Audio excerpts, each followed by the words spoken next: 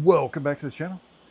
Here we're on the Flashforge AD5X, and we're going to show you a little issue we're currently having. As you can tell, we have two spools into the what we like to call the AMS, but it's just their multi-material for the printer. We'll go ahead and go here to load filament in, and we'll click spool number 1. We'll go ahead and tell it to load it. See if it takes. 1, load, there it goes. The big thing with this printer is this little touch screen. It's kind of fidgety at times. It doesn't always work when you press it. You gotta really push really hard on it.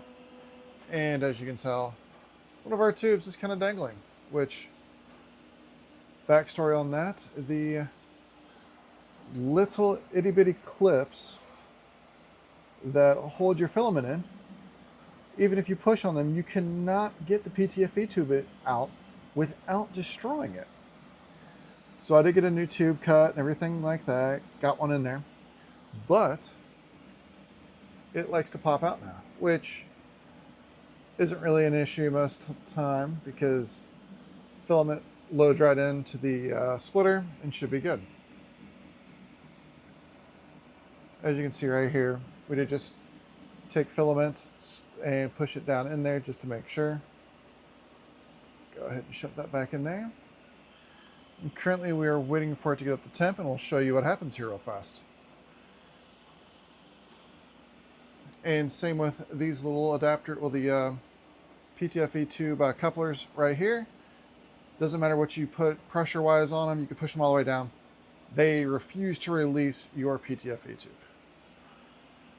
If I had to guess, just a bad design, but we'll see what happens here in a second. We're almost up to temp, so we'll show you what happens here in about a half a second or so. Well, longer than a half a second. Okay. Yes, we're just using PETG right now. It's Overture is red. Let's see if we can get this to actually load. It's going through its normal process to load. It's going to go back into its home area. Let's see if we can get it to do it. And as you can tell, it just retracted the filament instead of loading it back up. Which right now we're trying to get it to load that one, which it's not doing as it's spinning the spool. Now it'll check the other spool and it'll retract that some. But yeah, it'll give us an error message. So we'll let you guys know how it goes. And don't forget to stay tuned.